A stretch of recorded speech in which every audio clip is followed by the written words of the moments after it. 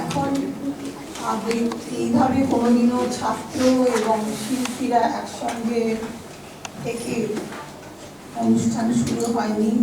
তো আমাদের এই ফ্রিডম প্রদর্শনী আজকের এখন শুরু হবে। এই ফ্রিডম প্রদর্শনী এই গ্যালারি যে তোমাদের এখন আনা হয়েছে, যাতে তোমরা ছেলেমেয়েরা শিল্পীর সঙ্গে এবং শিল্পের সঙ্গে পরিচিত হতে পারো ছোটবেলা থেকে, সেই জন্য স্যার এই ব্যবস্থার আয়োজন করেছেন। আর এই যে প্রদর্শনী প্রথম শুরু হয় 1995 সালের 7ই জানুয়ারি, সেটা অ্যানুয়াল হিসেবে শুরু হয়। সেটা শুরু করেন, তোমরা জয়া ম্যামকে জানো, জয়া ম্যামের জন্মদিন পালন করো 2 ফেব্রুয়ারি। আমরা খুব করে ওনার জন্মদিনটা পালন করে থাকি, আর জয়া ম্যামেরই এটা করা। আর পরমা হয় 21 ফেব্রুয়ারি শ্রীমায়ের জন্মদিনে।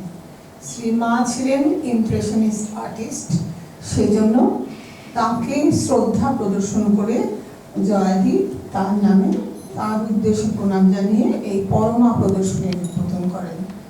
সেটা 21 ফেব্রুয়ারি। এই পরমা প্রদর্শনীর একটি বিশেষত্ব আছে, যেহেতু মা মহিলা শিল্পী ছিলেন, সেই জন্যে শুধু মহিলা শিল্পীদের ছবি দিয়েই পরমা প্রদর্শনী সাজানো হয়। এরপরে হয় ফ্রিডম। ফ্রিডম কেন বলতো বলতে পারবে? ফ্রিডম 15 আগস্ট কার জন্মদিন? শ্রী অরবিন্দের জন্মদিনে প্রণাম জানিয়ে ফ্রিডম নামক প্রদর্শনী শুরু করেছিলেন। এবং ফ্রিডম মানে শুধু যে আমরা ভারতের পতাকা আঁকবো, মনীষীদের ছবি আঁকবো, সেটা না। ফ্রিডম হচ্ছে শিল্পীর মনের স্বাধীনতা অনুসারে শিল্পী মনের আনন্দে যে ছবি আঁকেন, সেইটাই হচ্ছে ফ্রিডমে প্রদর্শিত হয়। এখন তোমরা দেখবে ফ্রিডমের ছবি। এবং মহালয়ার দিন হয় দুর্গা প্রদর্শনী উদ্বোধন করেন। সেই সময় দুর্গা প্রদর্শনী অন্য কোথাও হতো না, জয়াদি প্রথম এই প্রদর্শনী শুরু করেন।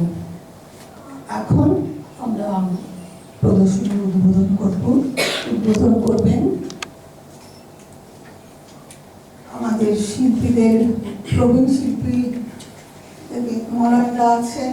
মনাদা জয়াদির সময় থেকে আছেন, ছবি দেন। আসুন।